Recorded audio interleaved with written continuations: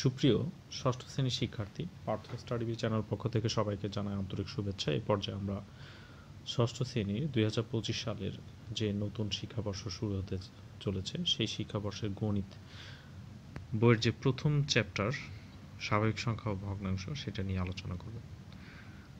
তো শুরুটা এমন যে বলছে, মানব সভ্যতার শুরুতে মানুষ তার দৈনন্দিন চাহিদা মেটাতে গিয়ে গণনার প্রয়োজন অনুভব করে। প্রথম অবস্থায় বিভিন্ন প্রতীক, তারপর সমান আকারের একই প্রকারের বস্তু বা কাঠি এবং মাটিতে বা পাথরে দাগ দিয়ে পানি বা বস্তুর হিসাব রাখা হতো। এটা একদম সভ্যতার শুরুর দিকে।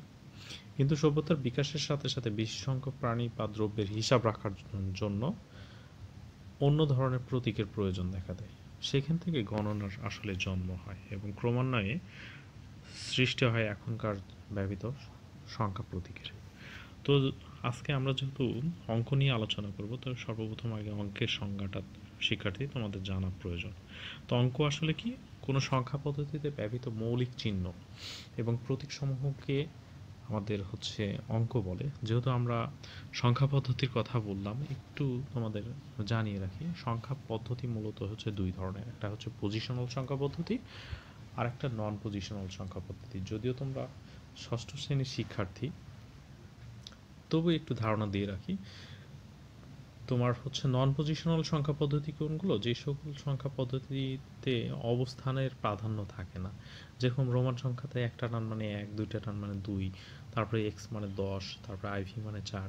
এবং রোমান সংখ্যাতে দেখবে যে এক্স আইভি যদি লিখি, তাহলে এক্স মানে কি 10 বোঝায়, আইভি মানে কি আমরা 4 বুঝি, তাহলে 10 আর 4 14। তার মানে দেখো অবস্থানের হেরফের হলেও কিন্তু মানের চেঞ্জ হচ্ছে না। তার মানে এটা একটা নন পজিশনাল সংখ্যা পদ্ধতির মধ্যে পড়ে। আবার যদি বলি পজিশনাল সংখ্যা পদ্ধতি কি, যে একটা সংখ্যা তুমি লিখছো, লেখার পরে দেখা যাচ্ছে সবার শেষে 3 আছে, 3 এর একক স্থানীয় মান কি 3 হয়, দশক স্থানীয় মান কি, আবার যেটা থাকবে সেটা চেঞ্জ হয়ে যাচ্ছে। আবার 3টাকে যদি একটু সরাই লিখি, তাহলে কি দেখা যাচ্ছে 3টাকে প্রথম শেষে না লিখে 2 নাম্বার ঘরে যদি ডান দিক থেকে 2 নাম্বার ঘরে লিখি, তাহলে দেখবে যে 3টা 30 হয়ে গেছে। তার মানে এই যে অবস্থানের চেঞ্জের সাথে সাথে কি মানেরও পরিবর্তন হচ্ছে। এই ধরনের সংখ্যা পদ্ধতিগুলোকে পজিশনাল সংখ্যা পদ্ধতি বলে। তো এই সংখ্যা পদ্ধতির যে পজিশনাল সংখ্যা পদ্ধতি আবার 4 ভাগে বিভক্ত।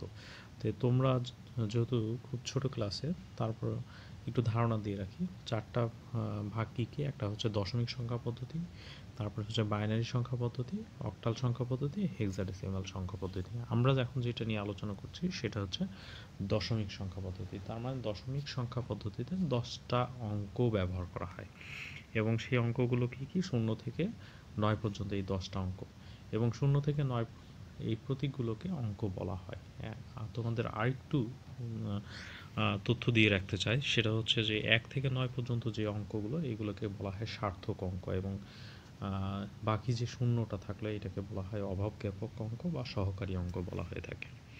এখন বলতে যে তাহলে অঙ্ক তো চিনে গেছি আমরা, তাহলে এখন সংখ্যা জিনিসটা কি? সংখ্যা জিনিস হচ্ছে এক বা একাধিক অঙ্ককে যদি আমরা একত্রে পাশাপাশি বসাই, তাহলে তখন সেটা কি সংখ্যাতে পরিণত হয়। যেরকম 4, 5, 7 দেখো পাশাপাশি আমরা স্থাপন করছি, তার মানে কত? 457। এটা একটা সংখ্যা।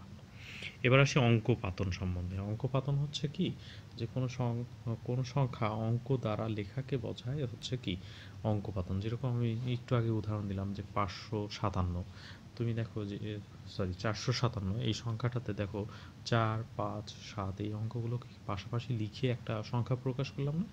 এই যে প্রকাশ করার পদ্ধতি, এইটাকে বলা হচ্ছে অঙ্কপাতন। যেমন আমি এখানে লিখছি 56,430। 56,430 লিখতে গিয়ে আমি কি কি ব্যবহার করছি দেখো।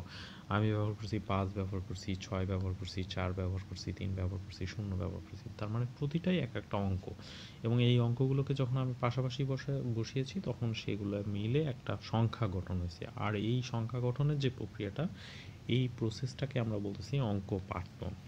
এখন তোমাদের বই অনুযায়ী একটু যদি পড়াই, তাহলে দেখো বলছে কি, পাটিগণিতে 10টি প্রতীক দ্বারা সব সংখ্যায় প্রকাশ করা যায়।